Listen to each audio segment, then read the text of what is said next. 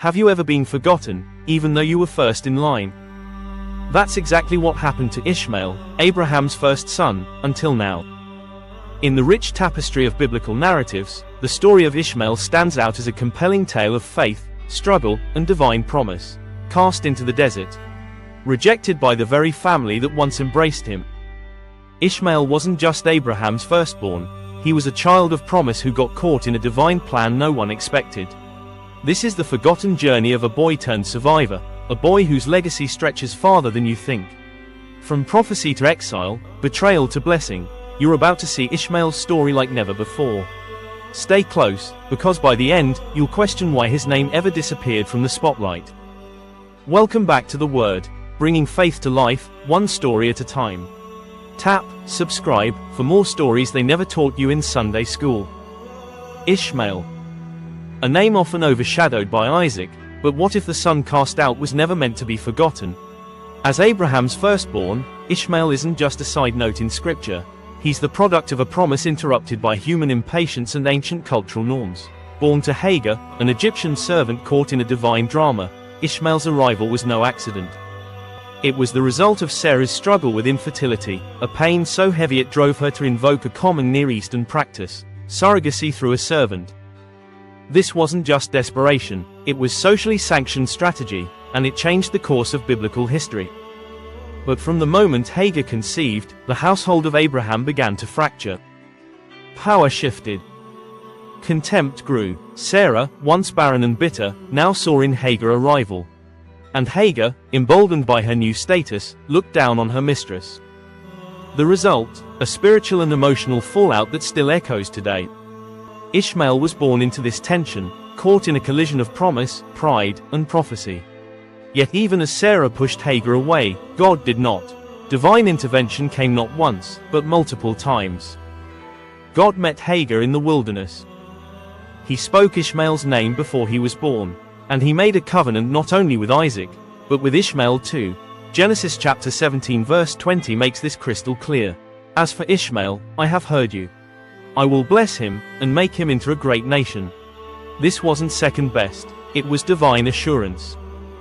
Through Ishmael, entire peoples would rise, including the Nabateans, the Arabs, and tribes that shaped ancient trade routes and geopolitics. And yet, Ishmael's story is more than a historical account, it's a mirror. His life reflects the tension between divine purpose and human action, between being chosen and being cast aside. His journey forces us to wrestle with rejection, identity, faith, and what it means to be seen by God when others turn away. So, what really happened to Abraham's first son? Why does his story still matter in a world full of displaced people and spiritual seekers? Stay with us, because Ishmael's untold story just might be your story too. Make sure to turn on notifications for more hidden truths from the Word that bring the Bible to life. Abraham's feelings towards Ishmael are complex and layered. It was a bond forged in the crucible of longing, divine delay, and paternal devotion. As his firstborn son, Ishmael represented more than lineage. He was the physical manifestation of Abraham's hope in a promise not yet fulfilled, and a reminder of the human impulse to act when heaven seems silent. Despite the tensions that swirled within his household, Abraham's affection for Ishmael endured.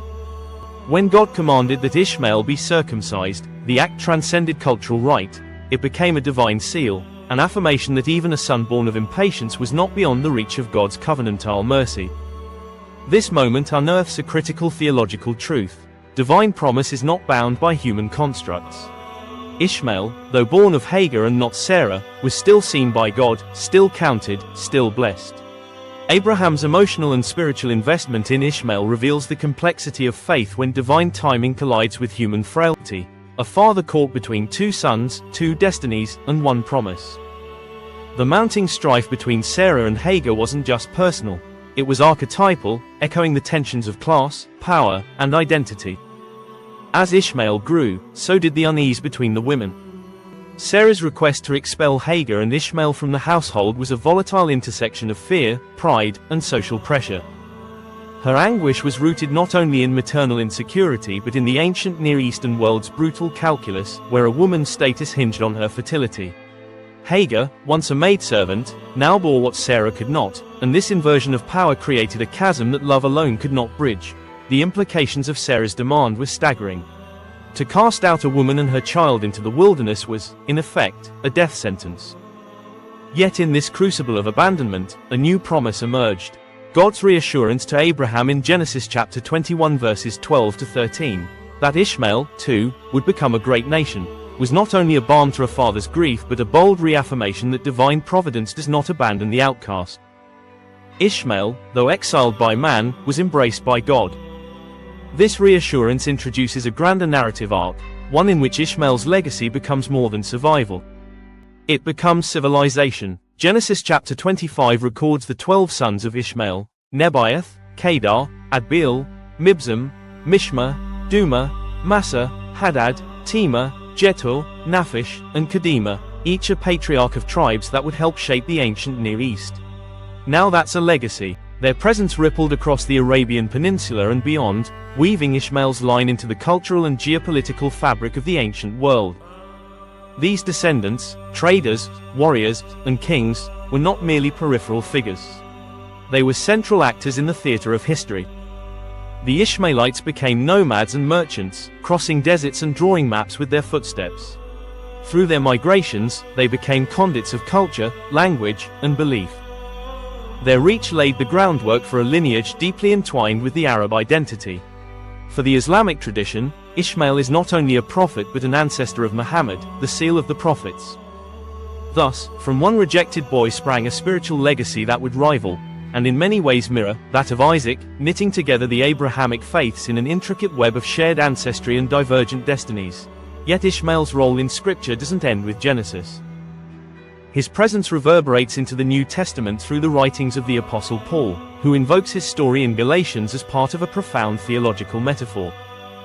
Paul juxtaposes Ishmael, born of Hagar the slave, with Isaac, born of Sarah the free woman, to illustrate the dichotomy between law and grace, flesh and promise. Ishmael represents the covenant of Mount Sinai, legalistic, bound, striving. Isaac represents the covenant of Calvary, liberating, grace-filled, fulfilled. Paul's use of Ishmael is not a rejection but a reframing. He challenges readers to see that lineage alone does not define spiritual inheritance.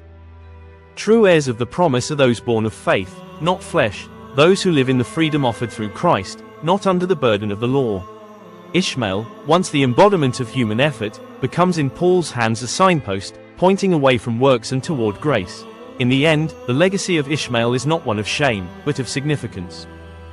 His story is one of divine intervention in the margins, of survival against odds, of blessing in exile. And as the ancient dust settles around his name, Ishmael remains a figure who invites reflection on the nature of God's justice, mercy, and the mysterious ways in which purpose emerges from pain. Ishmael's story is a rich and multifaceted narrative that holds significant importance within the context of God's promises. As the firstborn son of Abraham, Ishmael represents the complexities of faith, human struggle, and divine intervention. His birth, resulting from Sarah's impatience and cultural practices of the time, sets the stage for a profound exploration of the themes of identity and belonging. Despite the tensions that arose between Sarah and Hagar, God's unwavering promise to bless Ishmael and make him a great nation underscores the expansive nature of divine grace. This narrative illustrates that God's plans often transcend human limitations and societal norms, reminding us that his promises are not confined to one lineage but extend to all who seek him. Throughout Ishmael's journey, we see the interplay of faith and struggle, as he navigates the challenges of being caught between two worlds. His story invites viewers to reflect on their own experiences of faith, particularly in times of uncertainty and conflict. The assurance that God provided to Abraham regarding Ishmael's future serves as a powerful reminder that divine grace is available to all, regardless of circumstances. This theme resonates deeply, encouraging us to trust in God's promises even when the path seems unclear. As we conclude our exploration of Ishmael's narrative, we invite you to consider the lessons learned from his life. The themes of faith, struggle, and divine promise are not just historical accounts but are relevant to our lives today. We encourage you to reflect on how these themes manifest in your own journey and how God's grace continues to shape your story. If this journey through Scripture stirred your heart or sparked new insight, we'd love to hear your thoughts. Leave us a comment below. Don't forget to come back often to the Word. Bible stories bringing faith to life. where ancient truths meet everyday faith. Thank you for being part of this growing community. Stay blessed.